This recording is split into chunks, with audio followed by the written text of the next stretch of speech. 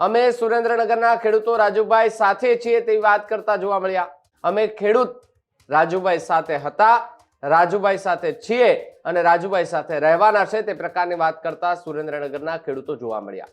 ખેડૂતો જે છે એ કોને સાથ આપશે એ પણ એક સવાલ હતો। અમે ખેડૂત રાજુભાઈ જોડે હતા, છીએ અને રહેવાના છીએ। અમારે કોઈ ભાજપ, કોંગ્રેસ કે આમ આદમી જોડે કાંઈ લેવા દેવા નથી।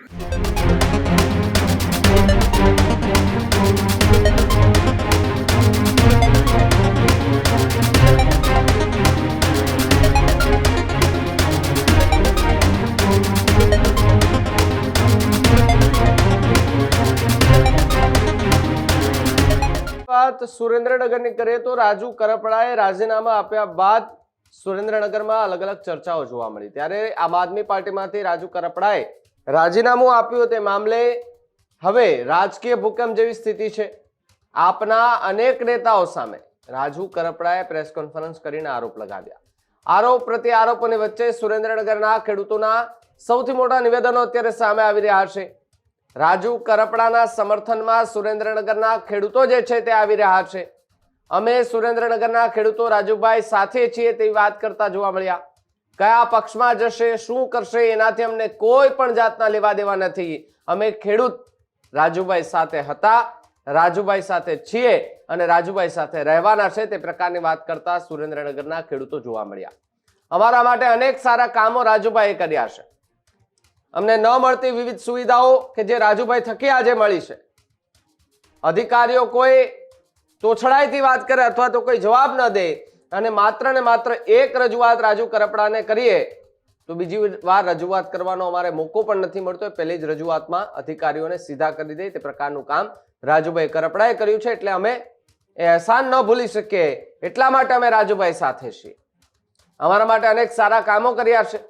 રાજુભાઈ જે પણ નિર્ણય લેશે, કોઈ પણ પક્ષમાં જોડાવાનો નિર્ણય લેશે અથવા તો કોઈ પક્ષમાં ન જોડાવાનો નિર્ણય લે તો પણ અમે એમની સાથે છીએ તે પ્રકારની વાત કરતા સુરેન્દ્રનગરના ખેડૂતો જોવા મળી રહ્યા છે।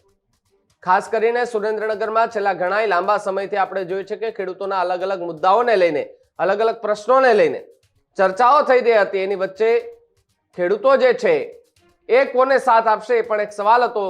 જો કે હવે ખેડૂતોનો સાથ એ રાજુ કરપડાને મળી રહ્યો છે કે રાજુ કરપડા પર જે આરોપો લાગી રહ્યા છે એની વચ્ચે એમનું મનોબળ વધારવા માટે ખેડૂતો મેદાને આવ્યા છે અને ખેડૂતોએ કહ્યું છે કે અમારા માટે સારા કામ કર્યા છે અને કોઈ પણ ત્યારે જે તે પક્ષમાં હતા તે દરમિયાન અમારા માટે કામ કર્યા છે, તો આજે અમારી ફરજ બને છે કે એમની સાથે અમે ઉભા રહીએ। એટલે રાજુ કરપડા જે કોઈ પણ પાર્ટી પક્ષમાં જોડાય અમે એમની સાથે ઉભા રહીશું તે પ્રકારની વાત કરતા સુરેન્દ્રનગરના ખેડૂત જે છે તે હાલ જોવા મળી રહ્યા છે।